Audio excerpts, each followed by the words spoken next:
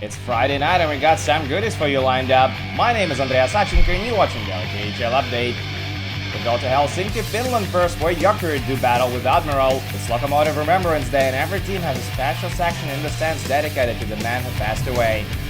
But let's get back to hockey. It doesn't take them long to get scoring. Less than 3 minutes into the game, Anton Krasotkin fails to cover up the puck and Mikko Niemi buries the rebound. But just 2 minutes later, Admiral get back even. Alexander Vasilis Trotsov beautifully set up Kirill Yakov for his first of the year.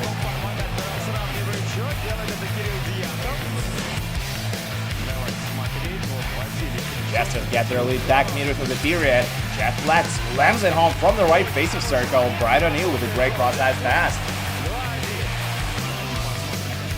Early in the second period, Jokerit converted a power play. Samuel Lepisto sends it across the ring to Niklas Jensen, and Jensen sends a bullet past Anton Krasotkin. Just after that, Admiral have a chance to pull back to within one as Kirill Yakov one-times it from the right circle, but Ryan Zapolsky says no. A little later, Jokerit scored a power play again.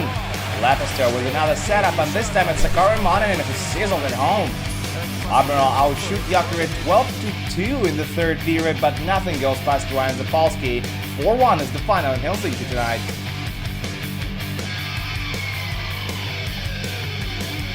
We travel to Kazan now, where Akbars play host to Boris. We go to Tatneft Arena for the action.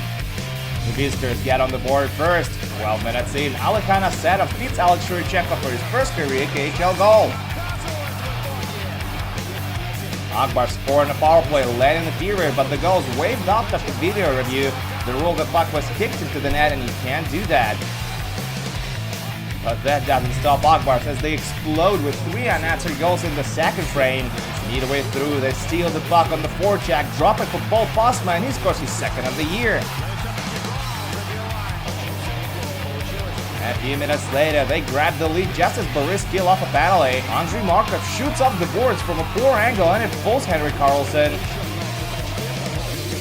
And just 16 seconds later, Artem Lukayanov sets up Rafael Batushin on open ice and Batushin improves the lead to 3-1. Maurice get back to within 1 8 minutes into the third as Kevin Dahlman beats Shurchenko with a shot from center ice. You don't see that every day, that's for sure. Maurice pulled Karlsson for the extra attacker late in regulation, but that leads to Anton Lander scoring on the empty net. Former Vancouver Canuck Andrei Pedon picks up his first career KHL point on the play. But that's not all. Karlsson goes back into the net, and with 33 seconds remaining on the clock, Darren Dietz scores from the hash marks. But that's too little and too late. Akbars hold on to the 1-goal lead and enjoy a narrow 4-3 win on home ice.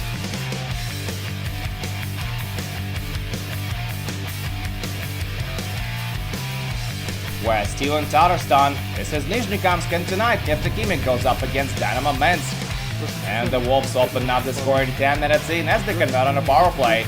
Former Owing Sound attack defenseman Damir Shuruzyanov sends it in from the high slot. Early in the second period, Dynamo can't clear the puck from the defensive end and the Wolves make them pay. Finnish duo gets it done. Juossa Pustinen with the assist and Jonas Nyatsinen scores his first career KHL marker. All Dynamo can get on this one is the only goal by Timo Pulkkinen midway through the third. Paul Bannett and Patrick Wirtz get their first career KHL points on the play. Neftekhimik with their first game of the season, while Minsk remain the only team in the West with no points after 3 games. 2-1 is your final.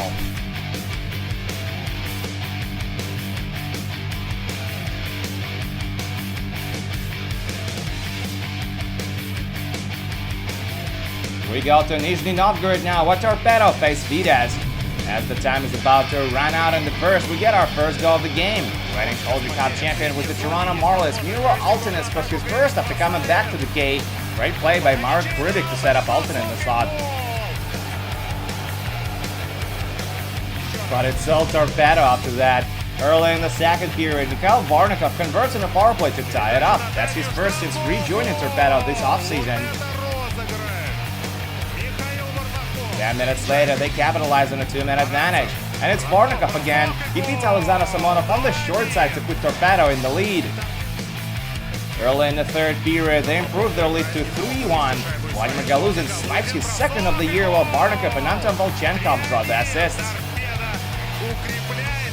And finally, late in regulation, Philippe Holm scores his first career KHL goal. The Real Rocker wanted to get cheeky, but Holm was there for safety.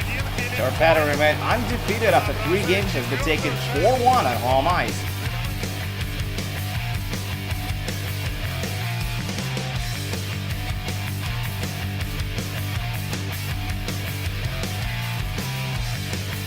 And now to Moscow, where Spartak lays him up against Kunlun Red Star. We'll pick it up from the third. Captain Dmitry Kalinin cuffs up the puck in his defensive, then Taylor back passes to Justin Fontaine, but he hits the crossbar. The Dragons do get on the board midway through the period. Taylor back moves the puck to the high slot. Marc-Andre Granian fakes the shot, slides it to Ville Lainen, and BAM!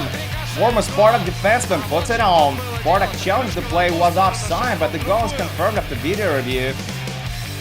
Late in the period, Spartak put together a gorgeous passing play. Marcus Parsons to Robin Gonzal in front to Evgeny Kulik, and Kulik hits the post.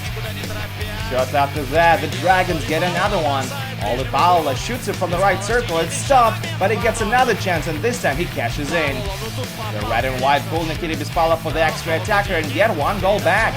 Alexander Osipov blasted wide of the net, but Alexander Kovalchev manages to put it home on the rebound.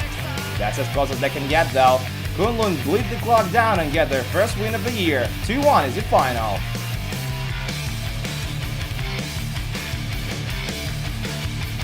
Our final game of the day is in Sochi as Struggle and Amur visit the Leopards. And our team gets on the board first. Just under 3 minutes in, Robert Rosen scores his second of the season on a power play. Midway through the second frame, Sochi scored 2 in a row. First, Yurki Yotkipaka roofs it past Libor Kashik from the right circle.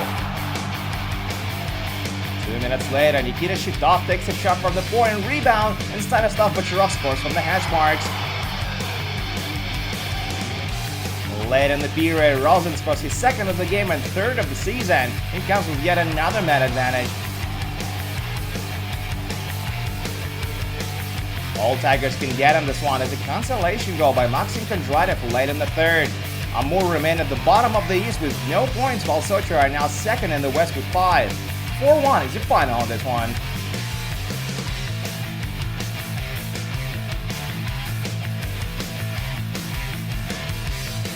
And that's it for the KHL update, but do come back tomorrow for 3 more games, including SKA Salavat Ulayev and Dynamo Moscow versus Red Army. My name is Andreas Sachenka, thank you guys so much for watching, and I'll see you again soon.